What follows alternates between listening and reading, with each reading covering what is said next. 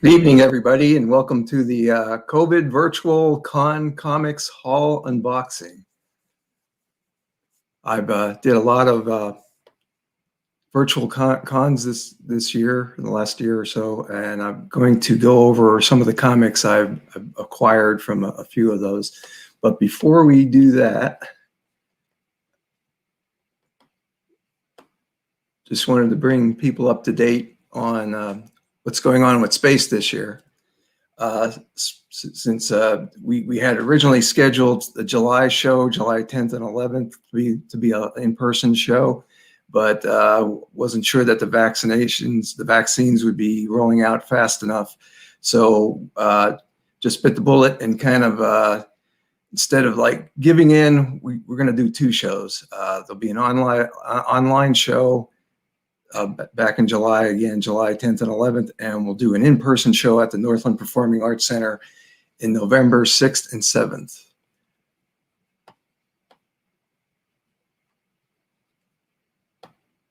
So just want to welcome everybody, and like I said, I did a few virtual shows in the fall and into this year, and I have collected a lot of books from those shows. I sold a few things, so it worked out pretty well. First thing I was going to talk to you about was when I signed up for the Michigan State Comics Forum.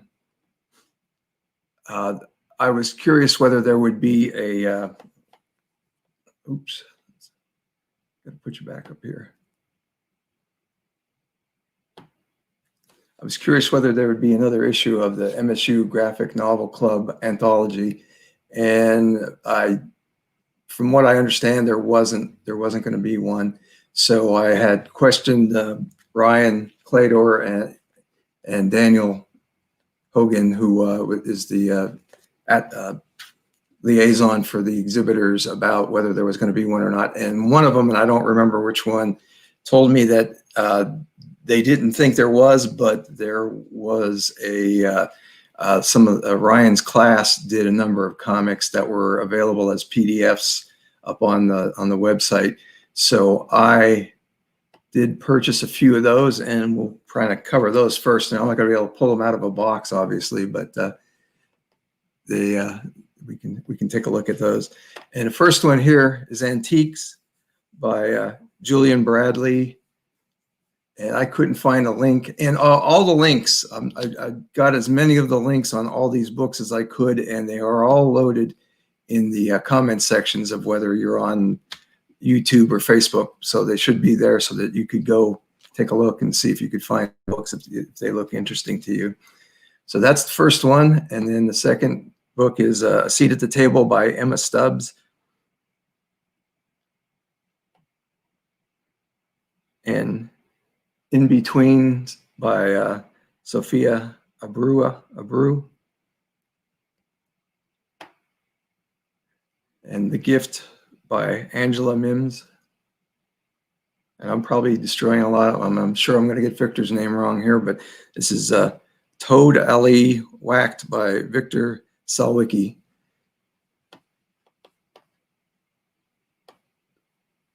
So I'll have a little more from the actual Michigan State exhibitors here a little later on. I'm kind of doing everything as I did them chronologically. I think I picked up a lot of these books back in December once I found out that they were available, and that I probably wasn't going to get an MSU anthology this year. So the one I had was actually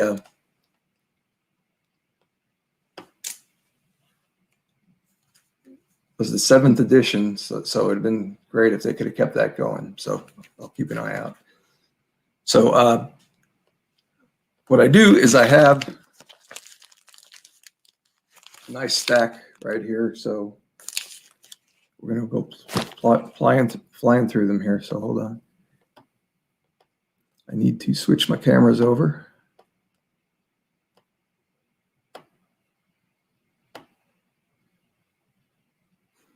So the first grouping here isn't actually virtual con stuff, but books that came out recently from a lot of the people that I get books from, and a lot of space exhibitors in Columbus, Ohio. Columbus. So Lorraine number 3 by Glenn Brewer came out, and Glenn's pen or inking work is incredible. He does everything in lines. So make sure you pick that up. And again, all the links for these books should be in the comments.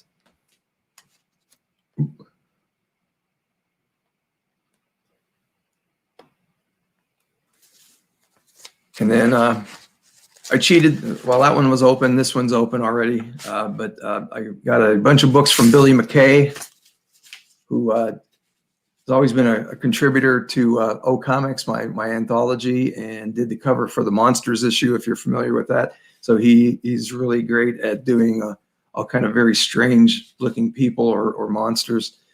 So recently he has decided to do more painting and less comic work. So there is a link again in the comments for his website where a lot of his paintings that are for sale are shown. And I did buy one last year sometime, and still working on my house. So, and once I get done, I will find a good place for that. So there we go. And then another person,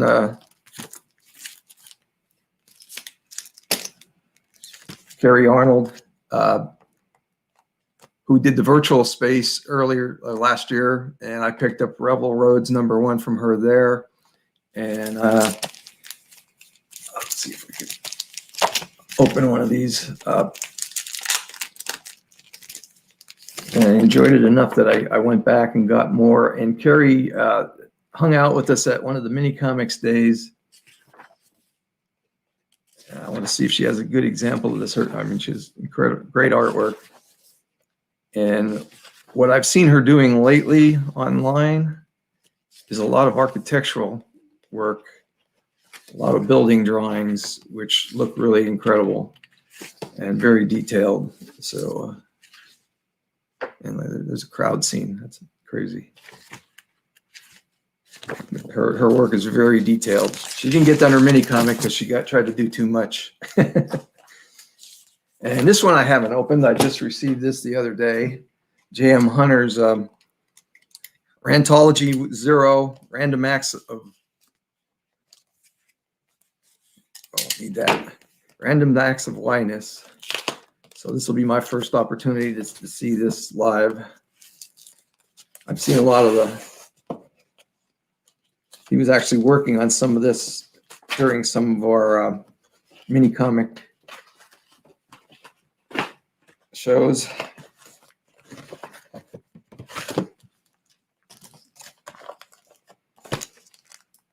So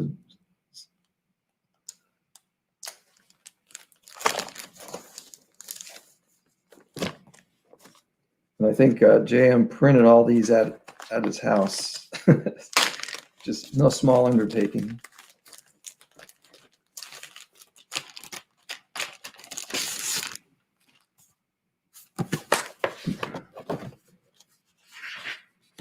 Oh, and I got an eye. Every issue who pre-bought this got an original eye sketch. And we'll just dig into this later. Looks great, Jay.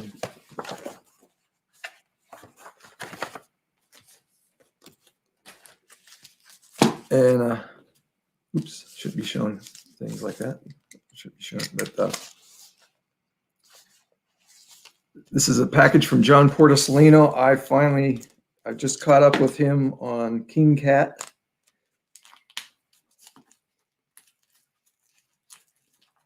John is my sensei. If I need my nerves calm down, I usually open some King Cats and read them or some of his other work.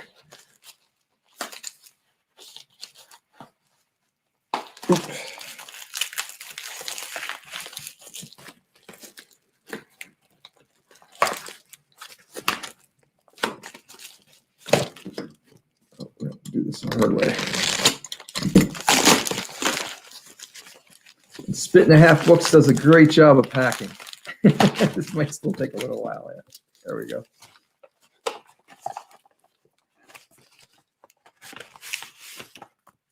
And I think John is slated to be back at Space this year. So there's King Cat's 79 and 80. I wasn't sure if I had 79 or not, but I made sure I had it. So great minimalist artwork. He's getting a little more detailed, but inside it's kind of what John's known for. Very simple drawings expressing a lot.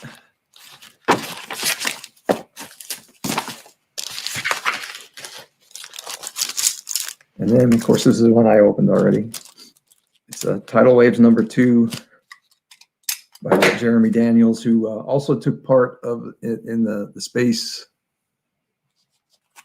Online show last year, and I did buy issue #1 there and enjoyed that enough so that I picked up the second one when I saw it was available.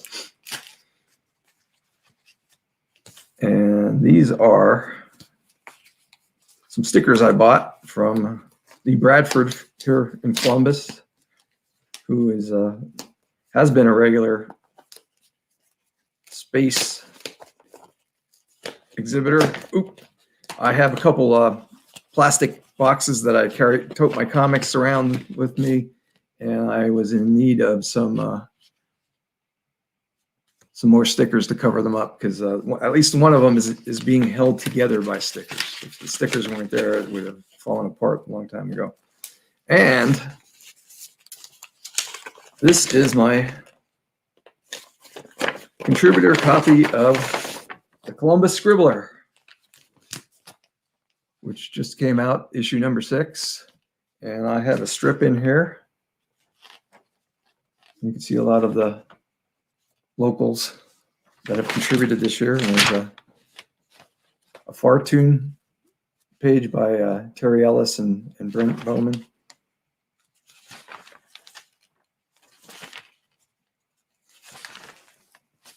And there's my strip, which you can pick up a Scribbler and read it. And then next, one of the shows I did was the Anchorage Zine Fair up in Anchorage, Alaska. And I thought, yeah, why not? I'm not there physically. I don't have to get on a plane or a boat to get there. So I thought, well, I'm gonna try to get into as many of these things as I can. So the first one I did was the Anchorage show. I think I got two things from Brian Payne, who might even be watching right now, because I know Brian has watched some of these things that I do. And so I got Red Mosquito issue #1 from him, and the Zine comic section. And I think he might have been the guy who clued me in on the Anchorage show, which I'm having real problems with this.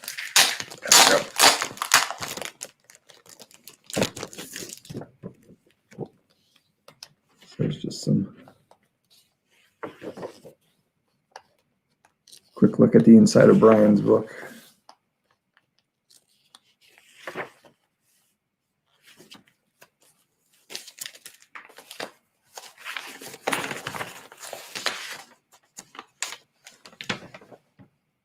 And I think all of these comics are done by Brian.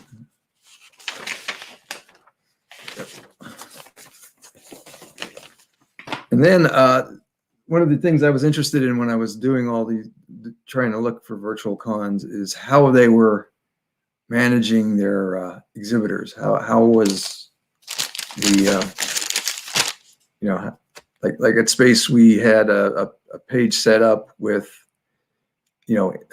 with a table layout and aisles and 6 exhibitors to an aisle. And then if you hit the aisle, you would go to that aisle and you could look at, could scroll down through the different tables of all the different exhibitors and to take a look at about 4 of their books. And in a lot of cases, you could actually hit a PayPal button right on that page and purchase that book from that exhibitor. Some of them, had it move over, link over to their either Etsy or Square page or their website so that you could order from there. But so that was my take on how to try to do that. And I was pretty early on. I had no examples of anybody else doing anything like that up to that point. The Anchorage fair Zine Fair was small enough, I guess, that what they did is they put up buttons that sent the order to them, and then that would be forwarded to the exhibitors. Or if you were a local, a lot of people brought their books to a central location, and I believe the Rabbit Press were the guys, or I'm losing names here. There he is. Jimmy Reardon was the guy who runs that, and I think he was the guy that was doing all the mailings. If you ordered a book through them, he would mail the book out and send the money to the exhibitor. So that was a lot of work. So I think he was small enough to be able to do that, and that would be ideal if we could do that at Space. But I had 30 exhibitors, and I was just really concerned about how much work that would be to mail things off and to keep track of the money. It did a real good job. I sold a few things, and I got my money for that, and I bought a few things, and those did show up. I think a lot of them came in one package. And this isn't the actual envelope, but it was a kind of a neat Rizzo printed paper bag, and that's what the Rabbit Press does is Rizzo print books. So a lot of these are that. Let's see, we'll just go through some of these quick.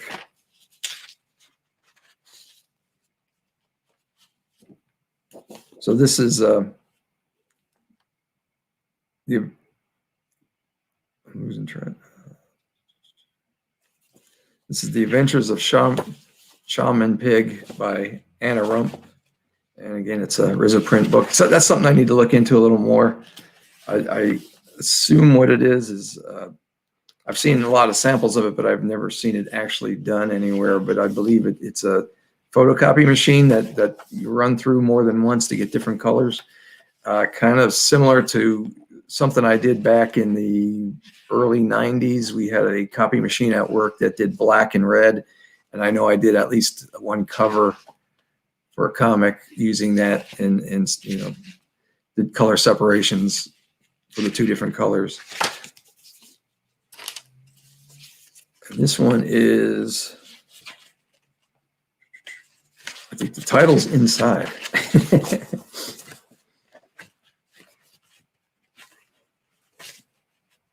There we go. Zine, The Trouble with Generic.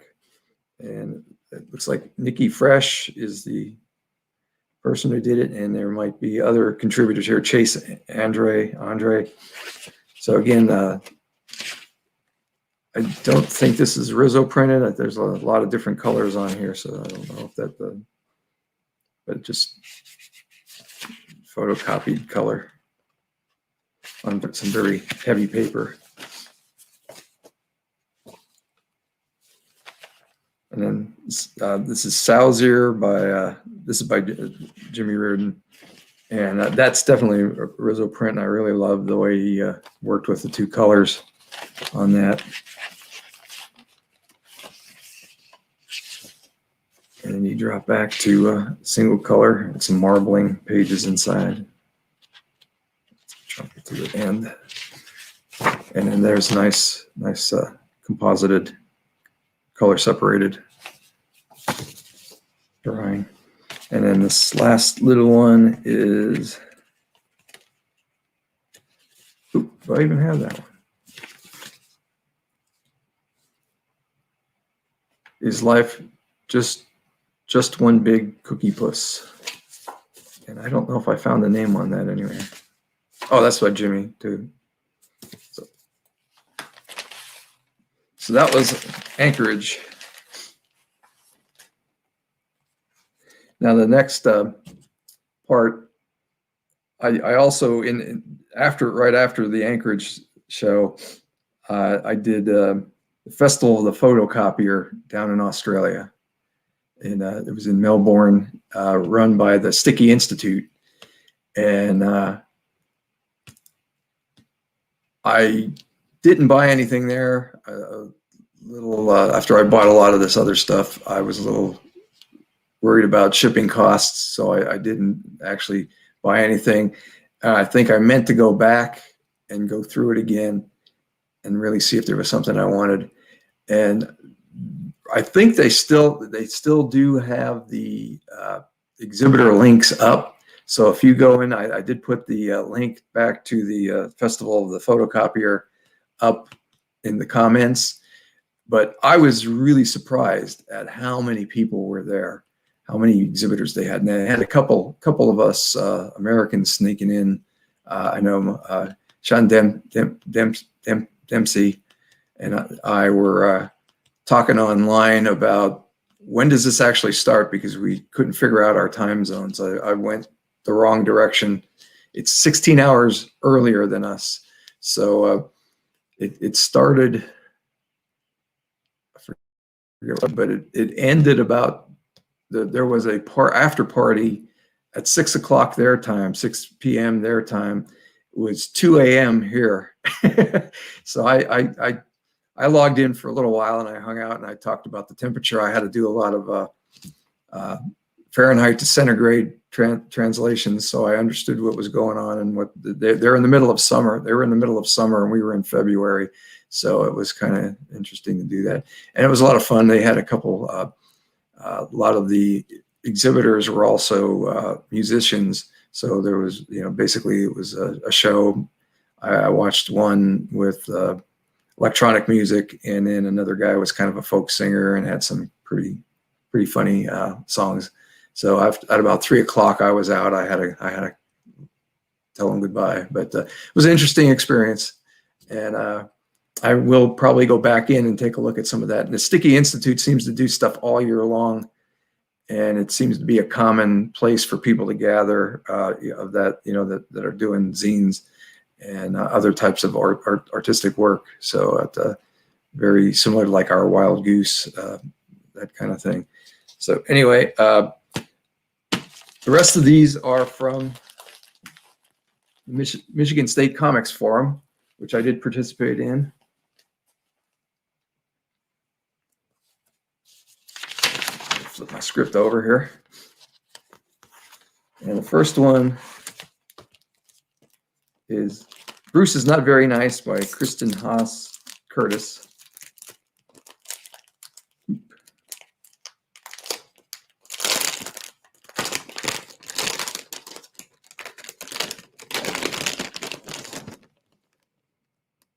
Nice color reproduction, looks like watercolor.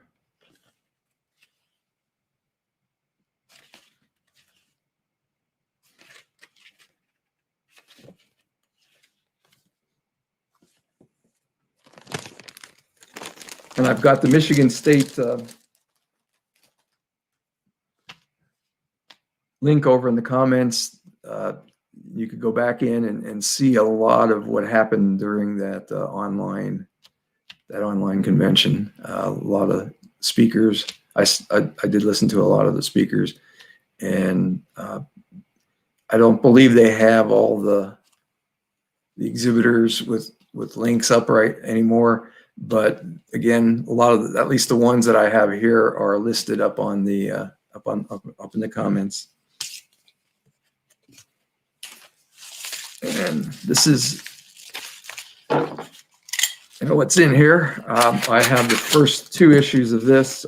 Laura Root has been doing a series called Hamlet is Okay, and this is the 3rd issue. I think I got the 2nd one. She participated in the Space Online show last year, and I think I got the 1st one at the last MSU live in-person show in 2019.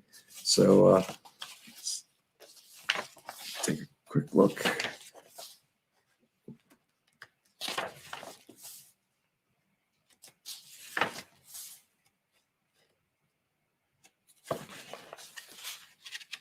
A lot of nice characterization.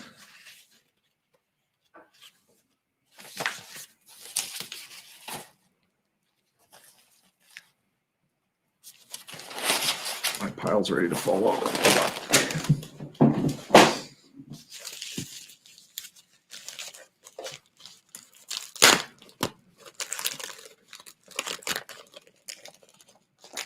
And this is I believe, I want to make sure I got this right because I had to go back to his website and figure out which book I bought because I didn't want to open this until now. I wanted to at least have some that we actually opened here.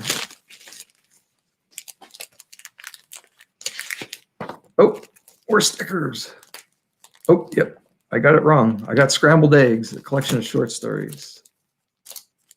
I'm a big fan of short stories and anthologies and that type of thing.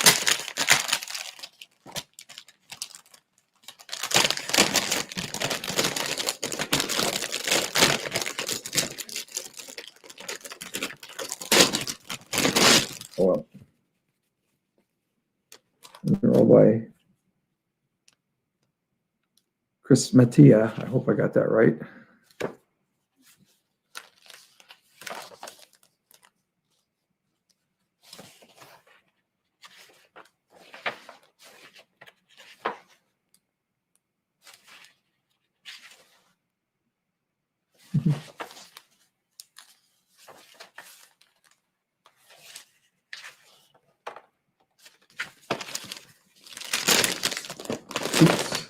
There's some more stickers for my box.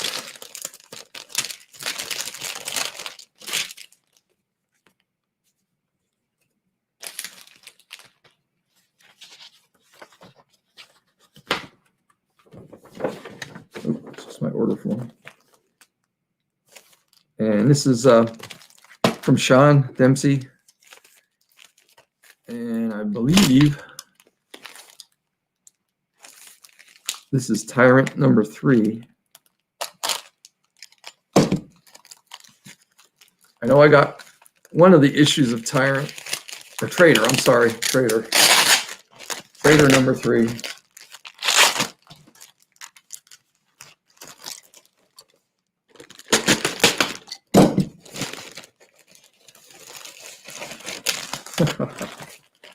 He's making it hard for me.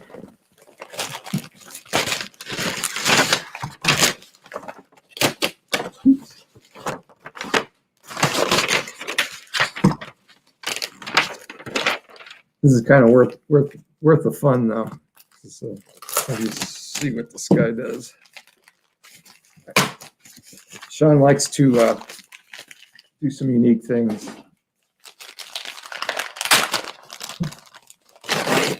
And I always love that kind of thing. I think that's what keeps people going to the conventions, is to get stuff you can't get online.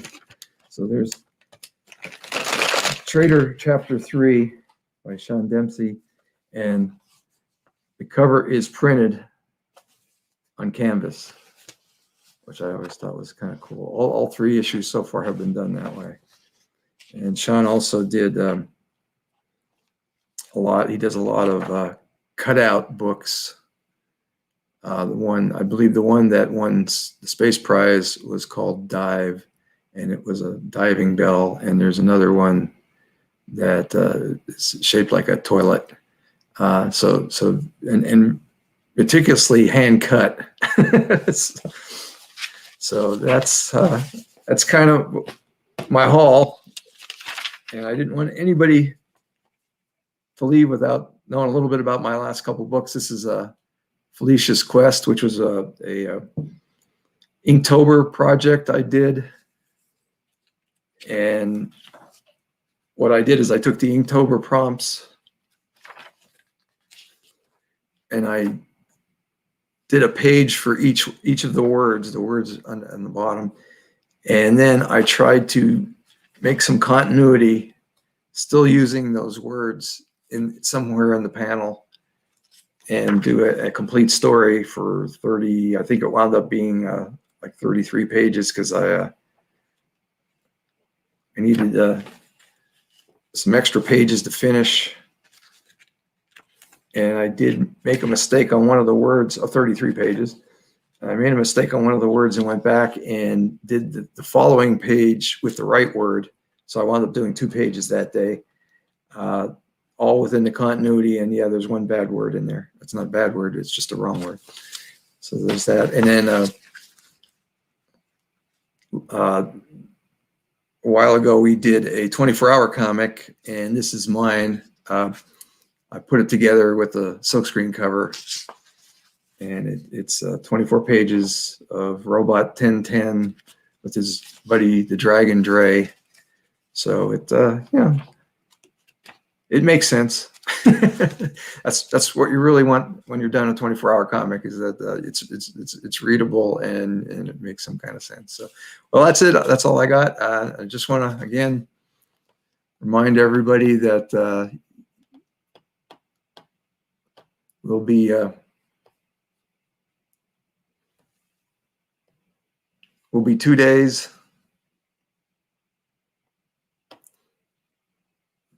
We'll be 2 days at Space. So hope everybody can make both shows. I'm really looking forward to being live again. I really missed that. And I hope everybody saw some interesting things here today, and they can go, help support the small press and buy some comics. Thanks.